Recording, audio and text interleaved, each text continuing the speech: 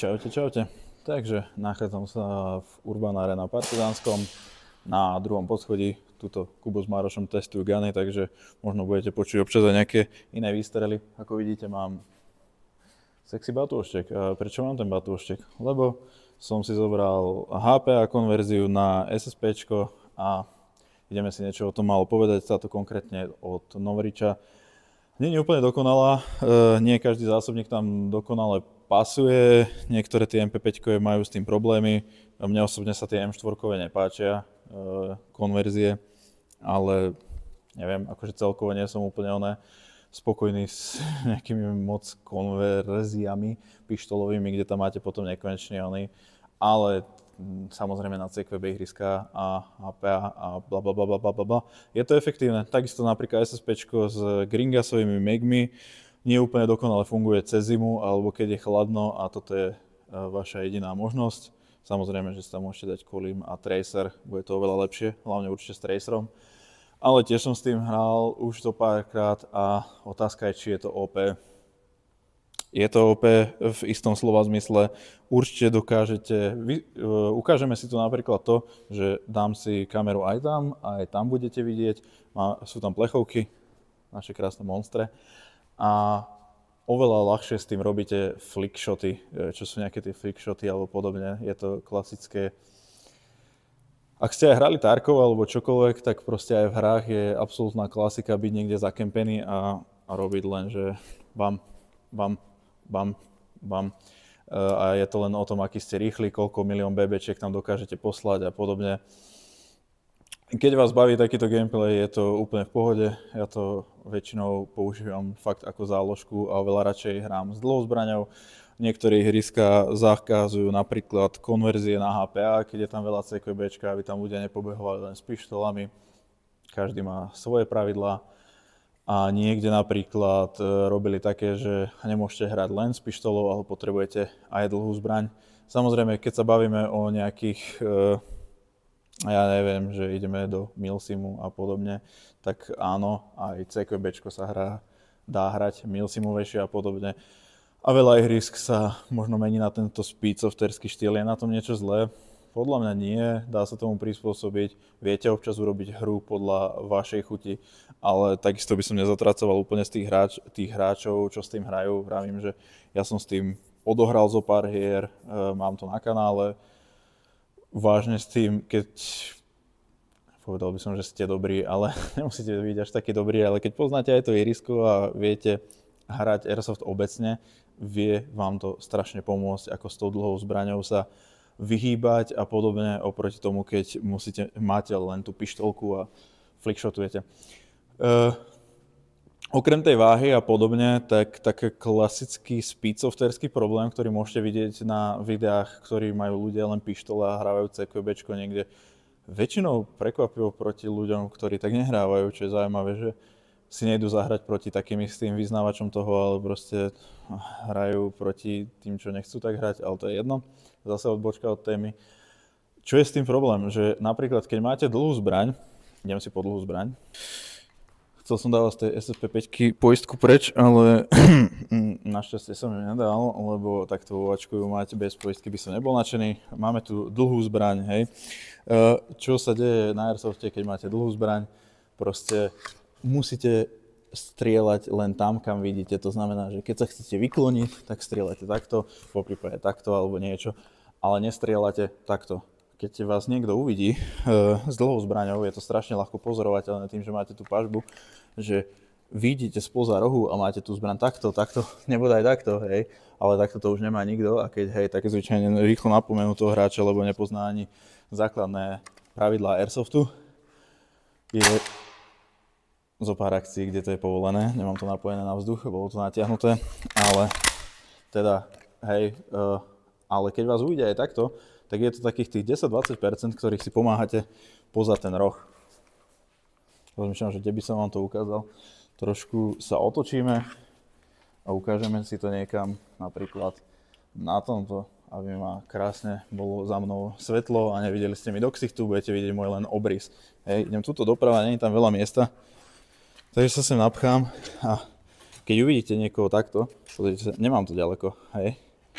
Ale keď uvidíte niekoho takto ísť a podobne, okrem toho, že ho zvyčajne chytíte za zbraň alebo podobne, lebo tu je málo miesta, ale keď uvidíte niekoho takto ísť, tak zvyčajne ho automaticky dodrbete, že proste toto sa nerobí, hej, že máš mať tú zbraň pri sebe a tak ísť a dá sa to s tou dlhou zbraňou.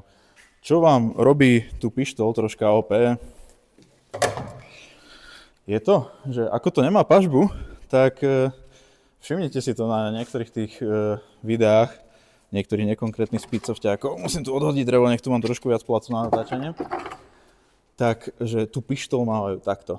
To znamená, že takisto ako s dlhou zbraňou by som tú pažbu mal tam, ale tú zbraň majú tu a potom robia, že... Hej. Keby som to mal s pažbou, tak vidíte, že tú zbraň mám proste šikmo a že si tých 10-20% proste pomáham tomu, že... Alebo... že tá zbraň tam ide oveľa rýchlejšie, ako tam ide ten človek, ako tam ide hlava a podobne. A stane sa vám, že na niektorých videách, ako vravím, dám si to naspäť, môžete vidieť, že proste s tou pištolou oveľa ľahšie prepadnete tomu, že si napomáhate takto. Je to zlé, alebo dobré, alebo podobne. Na airsofte by sa to nemalo robiť, hej. Nebudeme zachádzať do ostrých zbraní, či by vám to pomohlo alebo nepomohlo, blablabla. Každopádne na airsofte je pravidlo, že musíte strieľať tam, kde vidíte. To znamená, že keď si pomáhate tou zbraňou a nejdete tam aj hlavou, to znamená, že vy ste museli vlastne za ten roh takto nejako, tak vlastne porušujete pravidla. A preto tie pištole vás trochu k tomu tak nabádajú to robiť, lebo je to normálne, že proste chcete toho protivníka dostať skôr ako on vás a podobné veci. Takže, bohužiaľ, chápem, prečo potom zakazujú na pištoliach kadejaké tieto rôzne veci, lebo ja nevravím, že každý, nevravím, že mne sa to nikdy nestalo, možno na ktorom videu to môžete s pištolou vidieť aj mňa urobiť. Takže práve tá pištol vás nabáda k tomu byť tam hlavňou a zbraňou oveľa rýchlejšie, ako by ste boli s dlhou zbraňou a tým pádom určite to je OP. Ja neviem, čo chcete počuť. Že ste s tým nepresnejší a podobné veci, tak to určite ste s tým nepresnejší. Alebo teda ja som s tým nepresnejší. Hej, keď strieľate proste len tak s vystretou rukou, nezapažbený a podobne, oveľa skôr netrafíte ako za normálnych okolností. Ale proste je to tak, zmierte sa s tým. No, neviem, čo by som vám viac k tomu povedal. Proste, keď to máte takto, ste lepší, ste OP. Chápem, že to niekde zakazujú, že to niekto nemá rád a podobne. Treba si hľadať ihriska spoluhráčov proti hráčov, ktorým to nevadí, ktoré toto a zase byť tie pussys, že proste keď vám to vadí, tak viete chodiť len tam, kde to není a blablabla, milión vecí, hej. Myslíte, že proti spícovťakom sa nedá hrať? Dá sa s nimi hrať, dá sa proti ním hrať a podobne, takže nerobme z nich také monštrá, akými nie sú podľa mňa. A ja idem teraz skúsiť tie klasické veci, ale najprv si vás otočím tam, aby ste ma vlastne videli z nejakej strany, takže si zoberiem celú kameru. Na schvál som vás dal hentam plechovky, budete počuť padať a budete ma vidieť oveľa skôr, ako ja budem vidieť tie plechovky, ale prakticky by som povedal, že zastaralý airsoft, alebo kedysi proste sa píkovalo, že hej, mierite, postupujete, neviem čo. A teraz vlastne čo s tou pištolou veľa ľudí robí, čo veľa na tom videu vidíte, že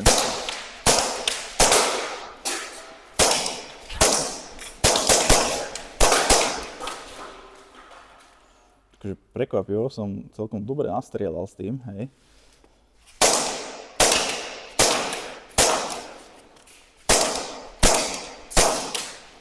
Tam vidíte, že občas urobím aj ten flick, že sa proste skôr tam nahodím tú zbraň, ako som tam sám a tieto veci. Takže je to OP. Na CQBčko je to super. Na OSBčko 40-ky, 1,5 joule, je toto extrémne dobré, tieto pištole, keď tam máte HP adapter, nekonečná zásoba munície.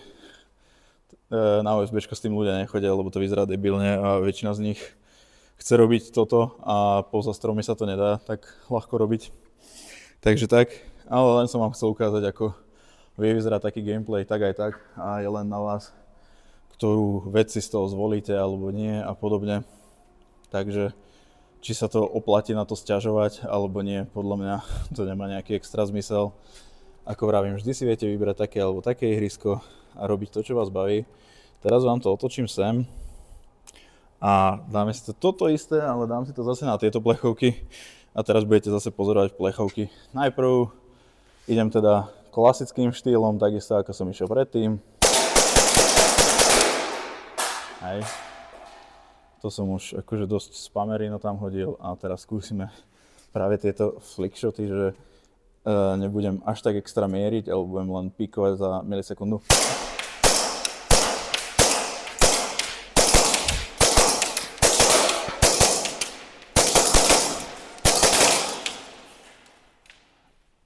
Tá plechovka ale nepadla, ale trafil som ju. Dúfam, že to tam bude vidno.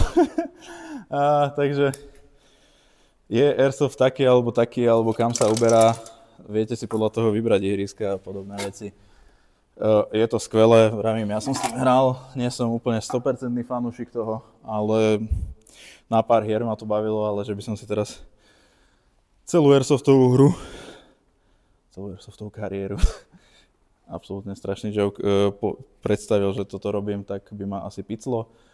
Okrem toho, že proste som na to asi veľký, starý a ťažký a je tu oveľa mladších, rýchlejších, menších, ľahších ľudí ako ja, ktorí toto robia oveľa efektívnejšie. Dokonca keď tak hrávate, tak aj od boku sa naučíte oveľa lepšie strieľať ako furt cez tie mieridlá. Len ako vravím, vyhol by som sa najviac tomu a najradšej, že proste predhadzujete tú zbraň od tých 10-20% dopredu. Ale aj taký vie byť airsoft a má zmysel sa tam hádať? Nie, prišli sme sa tam zabaviť. Má zmysel tam niekoho zdrbávať? Nie, prišli sme sa tam zabaviť. Je jedno, či ten pištolník, týpek proti vám vyzerá takto, alebo má 2,4 devinu, alebo je to super milsimer, alebo podobne. Vždycky je to o tom, čo máte tu a nie o tom, čo máte tu. Hej. Ja viem, že veľa ľudí, veľa takto môže vidieť, že príde pištolník, má masku a je náhodou farebný alebo čokoľvek, akože nie mi to pochutí, tiež mám radšej maskáče, ale za to nemusí byť debil alebo hneď zlý človek alebo podobne. Ja viem, že proste stereotypy musia byť a podobne, ale poznám veľa ľudí, ktorí hrajú takto, ktorí natáčajú aj na YouTube alebo len chodia sem na halu, ako napríklad Majo a sú to úplne pohode týpci a keď ich strelíte raz, je to jedno, že z čoho, tak vám to hneď priznajú, nepredhazujú tú zbraň, ono je dopredu, jak by sa nemalo, chcel som povedať jak dementi, ale jak by sa nemalo a podobne a hrajú tak, ako by sa airsoft hrať mal. Každopádne zabávajte sa, táto Novričová konverzia nestojí veľa peniazí, zase mi, že okolo 50 až 80 eur, ale aj tak je oveľa lepšia tá RTková podľa mňa. Takže asi toľko k tomu, a MP5 sa mi za to ľúbi, že predloží vám tú zbraň len zo spodu, ale stále s tým viete manipulovať celkom OK. Aj keď si myslím, že tá M4 je proste už veľa a je to big changus, proste veľký kus, máte niečo v ruke. Takže toľko asi k môjmu speedsoftovaniu a môjmu super turbo netriafaniu sa všetkým týmto veciam. Vidíme sa pri ďalšom videu. Čaute.